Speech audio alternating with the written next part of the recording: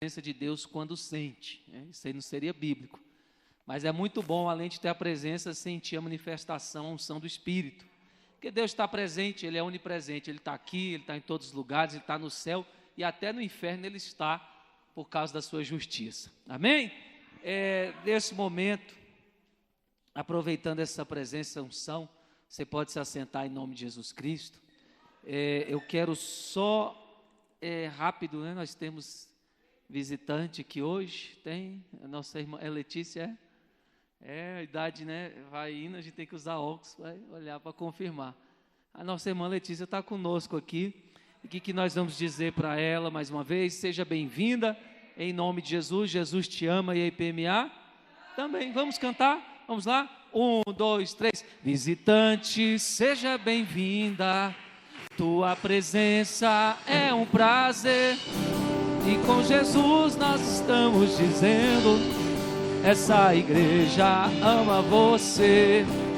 Visitante, seja bem-vinda, tua presença é um prazer, e com Jesus nós estamos dizendo, que essa igreja ama você. Os que confiam no Senhor são como os montes de Sião, que não se abalam, mas permanecem para sempre. São como em volta de Jerusalém estão os montes, assim é o Senhor, em volta do... Ajuda aí, vamos lá, autoridade e poder. Autoridade e poder em suas mãos, pois o Senhor é Deus, Senhor é Rei. Não dá, vamos lá, não dá, não dá, sem Jesus, não dá, sem Jesus, não dá pra viver, não dá, sem Jesus não dá pra viver, não dá, não dá, sem Jesus não. Eita, glória a Deus. É verdade, mano. Para viver. Amém. Glória a Deus, que maravilha, muito bom. Você já está retornando ao seu lugar? Se você trouxe a sua Bíblia, por gentileza, você vai abrir ela aí no Evangelho escrito por Lucas, o único autor gentil ou não judeu do Novo Testamento ou da Bíblia, capítulo de número 5. Irmãos, é o contexto que eu quero ministrar hoje, é o contexto da pesca maravilhosa. A maioria dos filhos de Deus já conhecem, né? Glória a Deus por isso. E o tema da nossa campanha é em busca da fé que opera milagres. Diga assim, eu estou em busca da fé que opera milagres. Irmãos, quando nós lemos a Bíblia, nós oramos, e no culto nós oramos, nós ouvimos pregações, nós adoramos, nós estamos buscando, né? Nós estamos nos envolvendo com Deus, com a sua palavra, e isso vai gerar fé. Então você está no lugar certo para receber o seu milagre, porque os milagres são gerados pela fé. O que é a fé? É a crença, é o falar, é o agir conforme a palavra de Deus. Amém? O capítulo 5 é interessante, mas vamos fazer uma leitura primeiro, para a gente discorrer na passagem de hoje, amém?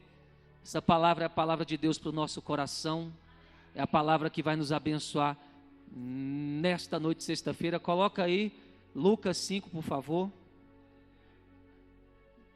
Você pode aí a partir do... Pode passar mais à frente. Aí. Mais um pouquinho. Versículo 4 e versículo 5, vamos ver. Vamos ler só esse versículo, só como base, tá bom? Diz assim: e respondendo Simão, disse-lhe: mestre, havendo trabalhado toda a noite, nada apanhamos, mas, porque mandas, lançarei a rede.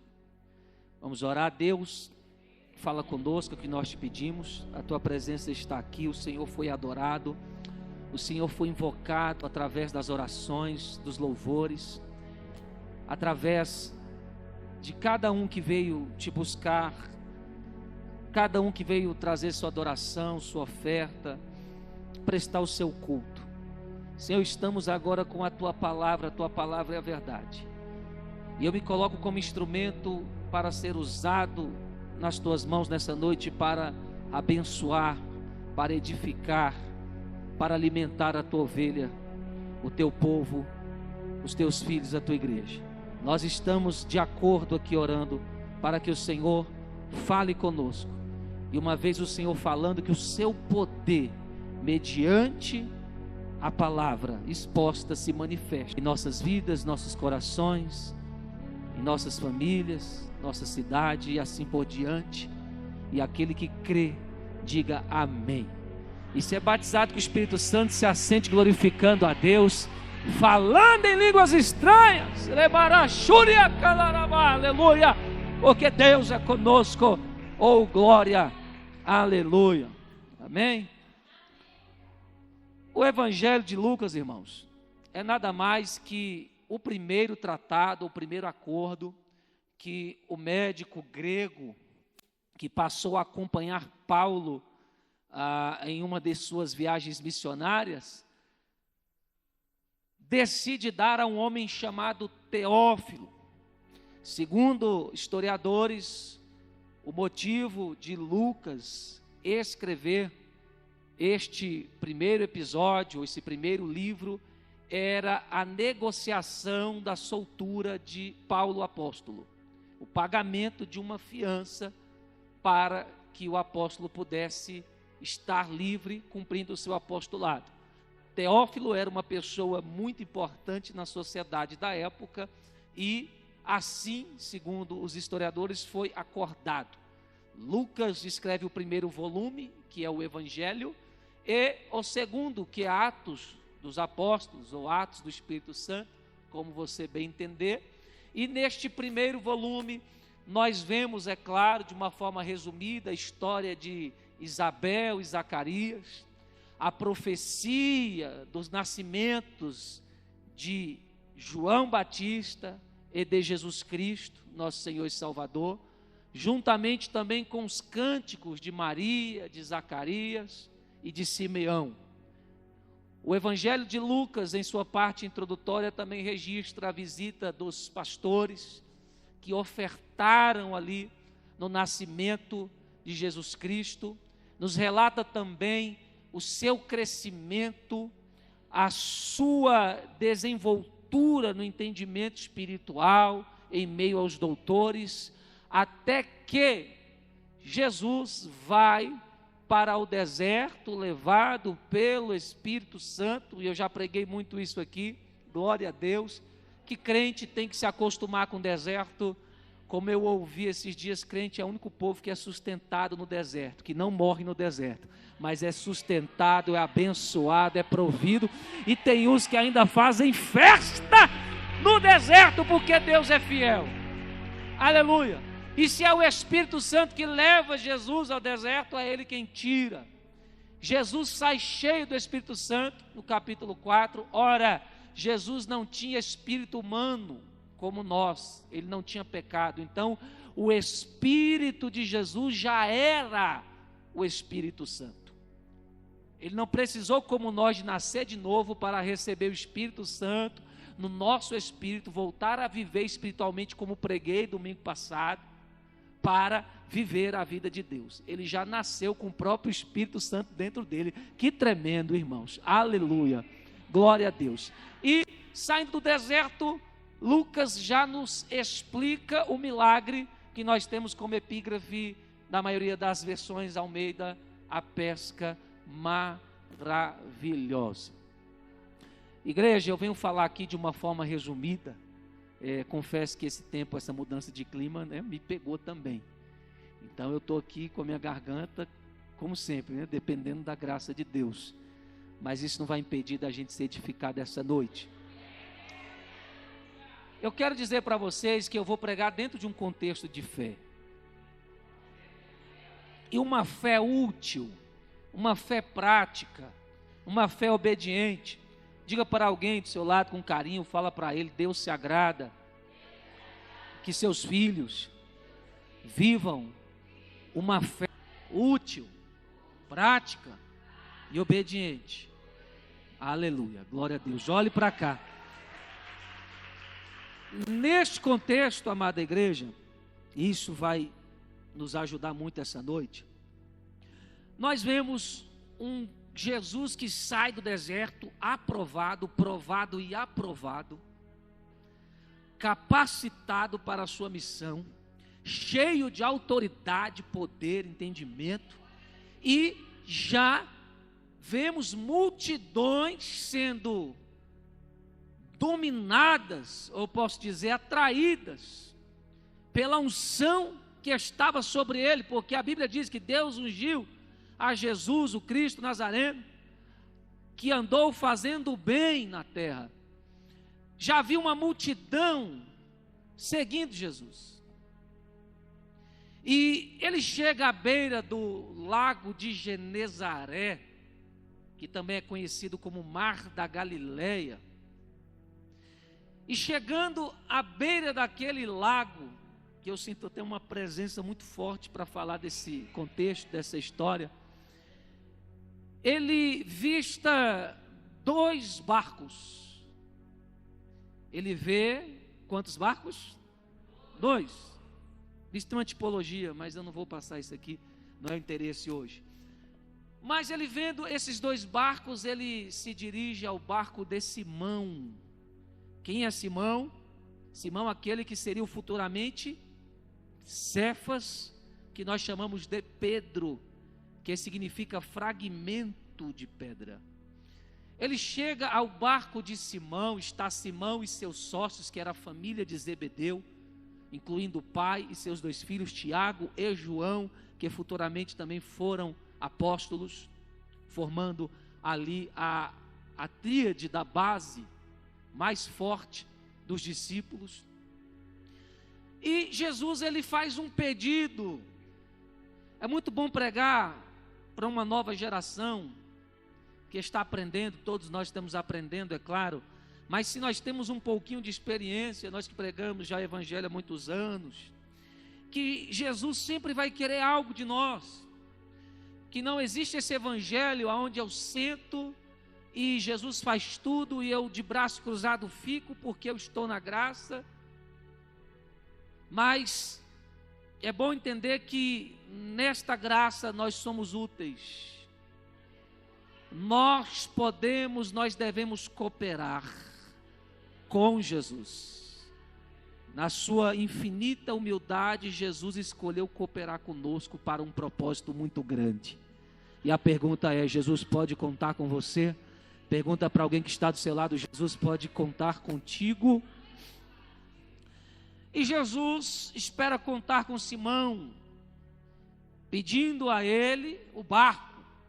A história nos fala que eles estavam vindo já, amanhecendo o dia, de uma madrugada inteira, tentando pescar, tentando garantir o sustento, pagar os impostos, efetuar o seu trabalho, sua profissão com sucesso. E terminando as vigílias da noite passada, eles entram ao nascer do sol dentro de um barco. Imagino eles exaustos, cansados, voltando para a margem do lago, e de repente Jesus diz assim: me empresta, eu quero usar o seu barco para falar do reino de Deus para essas pessoas. Simão, afaste um pouquinho o seu barco da margem, coloque no local específico, isto é, Jesus estava montando a aparelhagem sonora da época, distância perfeita, local perfeito para que o vento, juntamente com as ondas do mar, amplificasse a sua voz, para que todos ouvissem. A vontade de Deus é que todos ouçam o Evangelho. A vontade de Deus é que todos ouçam o Evangelho. Simão obedece. Jesus entra no barco. E a primeira aprendizado de uma fé que gera milagre para quem necessita, porque nós vemos uma geração que necessita de milagres. Os tempos de hoje são tempos do fim. E a nossa geração precisa de milagres. Primeiro ponto é esse: você entender que você pode ser um recurso necessário na obra de Deus, na pregação do Evangelho. Você pode ser um recurso útil para Jesus Cristo. Pedro se colocou como um recurso favorável a Deus. Se é o barco que eu tenho, é o barco que eu dou. Aleluia, eu estou sentindo graça aqui. Sabe, Deus está falando conosco. Se é o meu talento, se é o meu dinheiro, se é a minha sabedoria, se é o meu tempo para estar aqui ajudando no templo, eu entrego isto para Deus.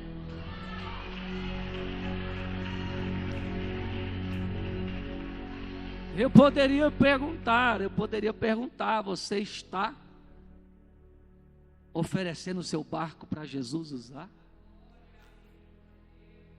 Aleluia! Jesus cumpre o propósito e devolve. A gente não tem que ter medo de entregar o que Jesus pede, porque Jesus vai devolver.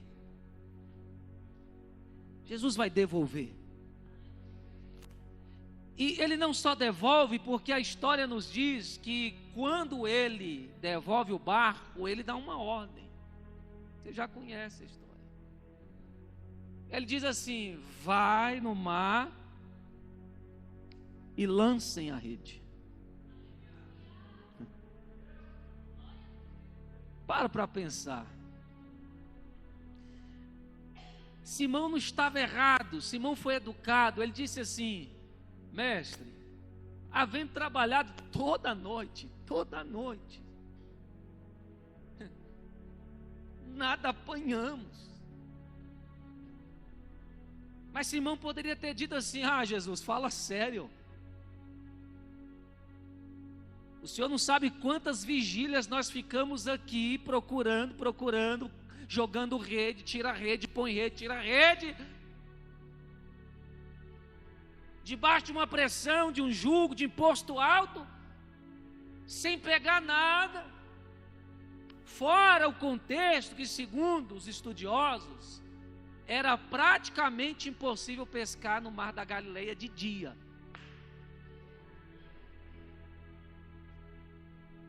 A hora propícia para se pescar no Mar da Galileia, segundo estudiosos, era na madrugada. Segunda, terceira, quarta vigília. Então, Simão poderia ter dito isso. Se na hora favorável não tinha um peixe, quanto mais agora, de dia e exaustos, nós vamos conseguir alguma coisa.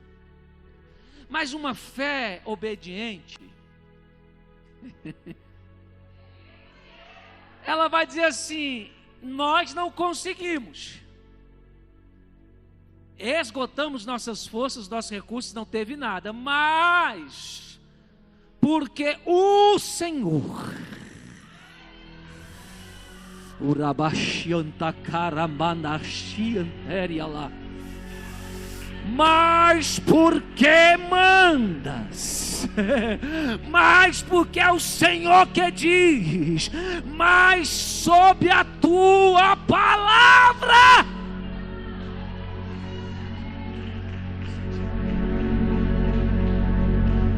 lançarei a rede. Aleluia. Deus nos está ensinando duas coisas aqui. E eu vou ser breve. A diferença da força do homem e do poder de Deus. A primeira tentativa representa pessoas que querem fazer tudo na sua força, na força do seu braço, confiando na sua experiência, na sua influência, nos hábitos, nas tradições, no que é normal, do que se aplica à natureza humana. A segunda tentativa revela uma pessoa que age debaixo de uma direção divina. Revela uma pessoa que está atenta a uma liberação, a uma palavra que não vem da terra, mas vem do céu. E eu estou arrepiado e vou profetizar aqui. Tem coisa que não está dando certo na sua vida porque você está tentando na tua força, no teu jeito, mas hoje Deus está liberando uma palavra. Eu estou aqui como profeta para dizer: aquilo que você tentou todo esse mês, todas essas semanas, agora debaixo desta palavra vai acontecer.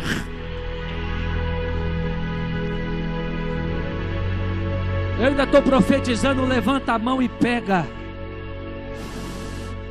Não é para você desistir do propósito, do chamado, da bênção, da vitória. É para você continuar. Não deu certo porque você foi na frente. Você foi sem ouvir Ele mandar. Você foi sem Ele estar presente para te abençoar.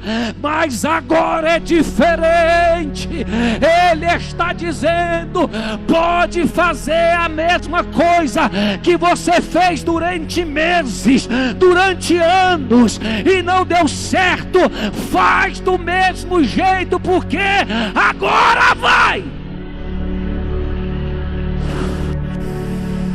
IPMA, se prepara, porque agora vai.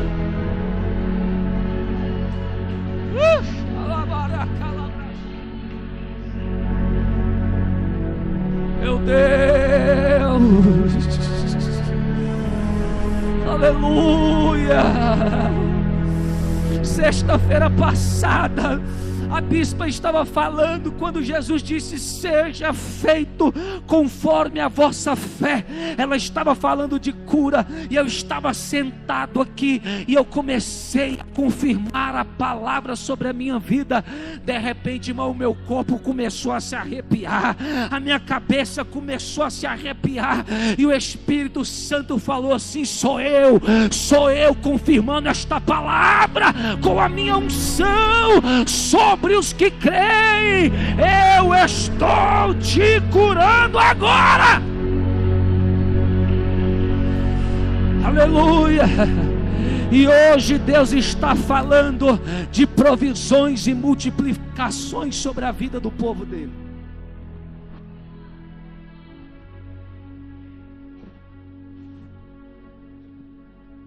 Tem que persistir. Porque às vezes nós estamos fazendo o que é certo, mas o portal está fechado, ou a porta. Porque a porta que Deus tem para você crescer, alcançar, ela é sua, ninguém entra por ela. E às vezes você está fazendo o que é certo, mas a porta Deus não abriu. Aí Simão faz a mesma coisa. só que a porta está aberta. A palavra de Deus vai dizer que eram tantos peixes que eles não estavam dando conta. O barco estava afundando, eles precisaram de ajuda.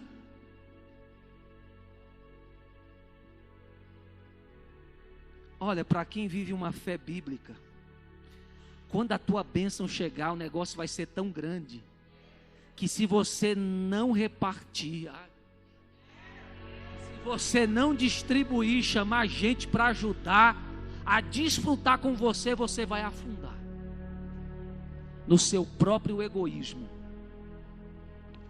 E tem pessoas que estão afundando, bispa, porque estão sendo abençoadas. A IPMA é um altar que gera bênçãos nesse território. Mas tem pessoas que estão achando que essas bênçãos são para elas, são para a glória delas, são somente para dizer: eu tenho como eu tenho, e mais conquisto. Essas pessoas vão afundar, porque elas esqueceram um princípio, bispo, de repartir com quem estava próximo, orando com ela, profetizando para ela. Mas você que está debaixo do princípio da generosidade, oh meu Deus, está me usando aqui do repartir, a bênção vai ser tão grande que você sozinho não vai dar conta de desfrutar. Pode pegar essa palavra, quando ela chegar, já procura a igreja, procura o pastor, procura o amigo, procura o irmão e começa a distribuir, compartilhar com ele. Aleluia! A bênção é muito grande. Eles chegam à margem do lago e eles ficam admirados. Mas essa palavra admirado não é no sentido positivo, é um arranjado para a nossa língua portuguesa. Eles foram espantados, morrendo de medo de Jesus, porque eles caíram em si. É como se eles dissessem: não, isso aqui não foi a gente é pecador, isso aqui não é mérito nosso, isso é graça, isso é poder, isso é coisa desse homem aí. Esse homem é muito santo, esse homem é muito poderoso.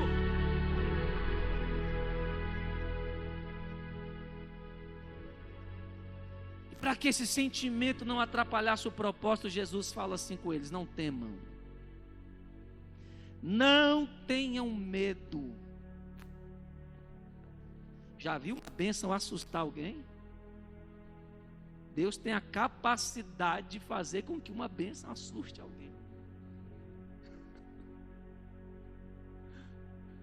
Ei, gente, se acalmem aí, não tenham medo. Ou seja, isso é só o começo. Aleluia. Oh, glória. Em algumas versões, doravante, em outras, de agora em diante.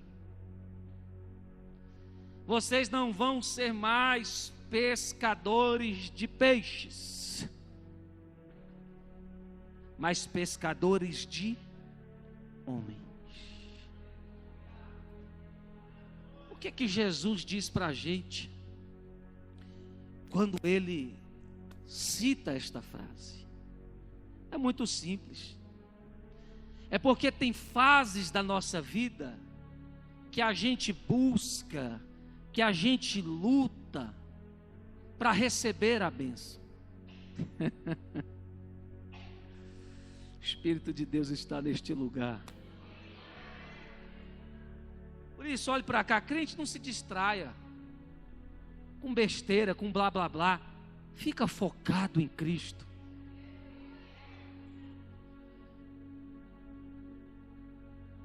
Às vezes, a igreja, ela tem uma mentalidade de lutar, de buscar, de orar, de profetizar, porque ela quer uma bênção, uma provisão, milagre. Não é errado. Mas, quando se caminha com Deus, você cresce. Você amadurece.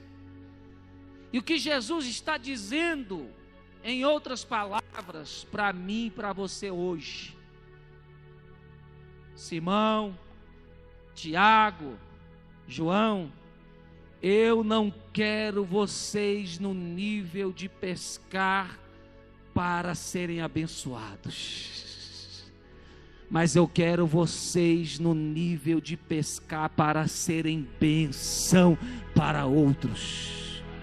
Meu Deus, isso é forte. O cristão infantil, a mente fica um pouco difícil de entender, mas entende. Você entende que o propósito é maior do que o recurso. O chamado é maior do que o conforto. E a Bíblia nos prova isso. Eu estou encaminhando para o fim. A palavra de Deus, o Evangelho de Lucas nos prova isso, porque eles estão abençoados. Ali é peixe para comer, não sei por quanto tempo, é peixe para vender, para gerar dinheiro, para não sei quanto tempo, pagar conta, pagar imposto, viver de lucro, aplicação na bolsa. Eles poderiam parar ali, aposentar. Eles sabiam disso, bispa, mas olha só o dilema: a bênção e o homem que nos deu a bênção. A bênção, o homem que nos deu a bênção. Fé é um negócio muito poderoso. Fé é um negócio muito lindo. Fé é um negócio que evolui o ser humano. Pergunte por quê? Porque Jesus não falou nada. Eles mesmos, o texto diz, que deixaram tudo e o seguiram. É como se fosse assim. Jesus fala: olha, isso que vocês viram é pouco. Eu não quero só abençoar vocês, eu quero fazer vocês fonte de bênção para alguém. E é como se Jesus falasse isso e virasse as coisas. E por iniciativa própria, por escolha voluntária, eles também olham para a bênção, olham para o homem indo embora, olham para a bênção, olham para o homem indo embora e falam: o quê? Pode ficar tudo aí, eu vou é com ele, eu vou é com ele, eu vou é com ele. Eles largaram tudo e o seguiram. Igreja, desprende da terra e segue o seu.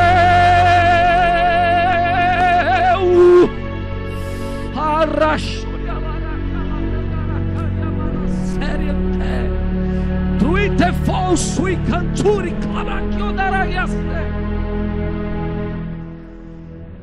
Aleluia.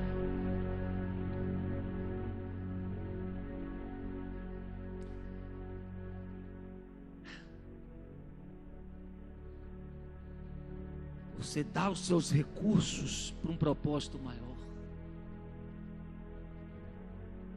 Você recebe muito mais daquilo que você achou que poderia dar. e de repente, aquilo que você tanto buscou se torna pequeno,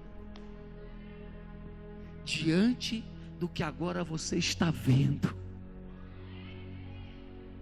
Isso não foi a primeira vez, irmãos. O autor aos Hebreus diz que Moisés, que significa tirado das águas, recusou ser chamado filho da filha de Faraó, toda aquela glória, toda aquela vida de príncipe, de erudito, para sofrer com um povo no deserto, porque ele via coisas maiores. Não, a fé é assim. É invisível aos olhos naturais, mas você sabe que o que ele tem é maior. O que ele tem é maior. Você sabe, Deus te dá um carro e você fala: eu estou muito ligando, eu uso, mas não estou muito ligando para esse carro não. Eu quero andar com ele. Deus te dá uma casa, uma chave, você fala: obrigado por essa casa, 1000 beijos, porque eu preciso, minha casinha, mas eu não estou ligando para esta casa, eu quero andar com Ele. É Deus visitar a sua vida sentimental, física, espiritual, e você dizer amém, mas o meu coração quer seguir Ele.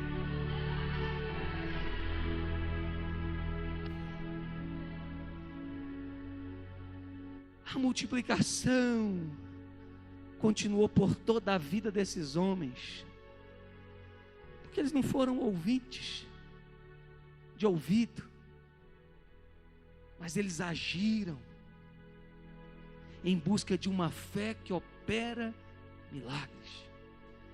Acredito que João, Pedro, Tiago, antes de morrer, quem sabe lembraram deste dia e de outros, e disseram: obrigado, Jesus, porque o Senhor não só nos deu um milagre, o Senhor nos fez um milagre.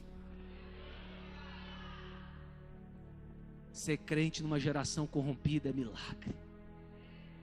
Ser justo no meio de pessoas perversas é milagre. Você compartilhar no altar sua oferta, sabendo que não vai te faltar no meio de pessoas avarentas, é milagre. Você pagar com bem o mal que te fazem é milagre. Você está na casa de Deus adorando, servindo, cumprindo o propósito, é milagre. Você acordar e poder orar e adorar a Deus nos dias de hoje é milagre. A vida que nós temos em Deus é um milagre.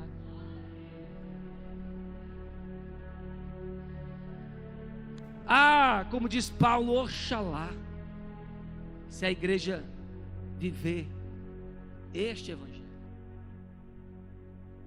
aonde bispa, mais importante do que receber do altar, é eu dar, é eu contribuir. Sabe, eu vejo milagres aqui. Quando a gente está sentado aqui, um grupo de 4 pessoas, a gente fala: gente, a igreja não tem um alarme. Aí de repente vamos olhar na internet, está esse valor, eu posso dar tanto, então porque cada um divide no meio, beleza. E o alarme chega, isso é fé.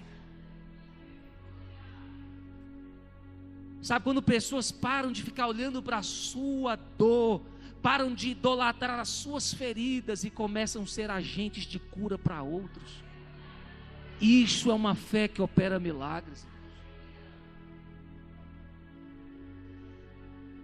E a verdade, irmãos, é que o barco um dia vai chegar do outro lado. Você entendeu o que eu estou dizendo? Essa vida aqui vai acabar. E o que adianta você procurar um evangelho que te ensina somente a acumular, e ouvir o que nós ouvimos naquela parábola do rico insensato que diz: louco, vamos pedir a tua alma. Para quem ela vai agora? Você não se preocupou com ela.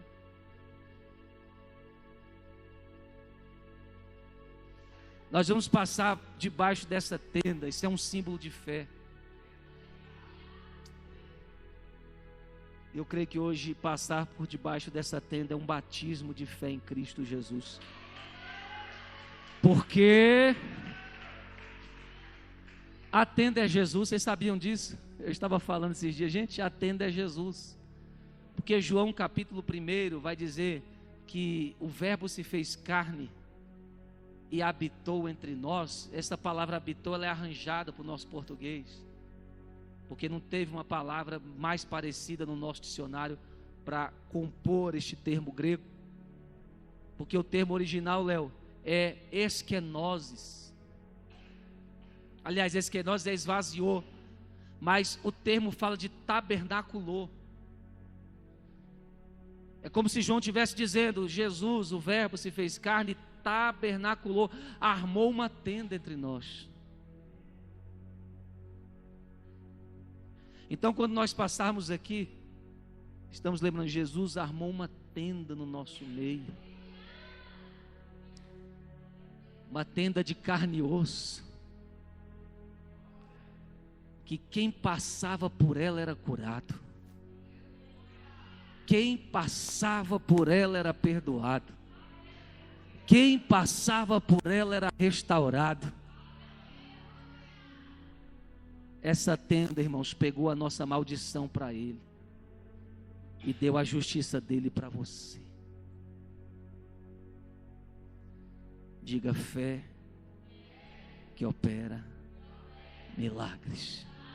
Diga: além de uma grande multiplicação que eu estou recebendo nesta campanha, eu serei um abençoador de almas, de homens nessa terra, em nome de Jesus. Quem crê nisso, aplauda Ele, fique de pé, dê o seu maior grito de glória.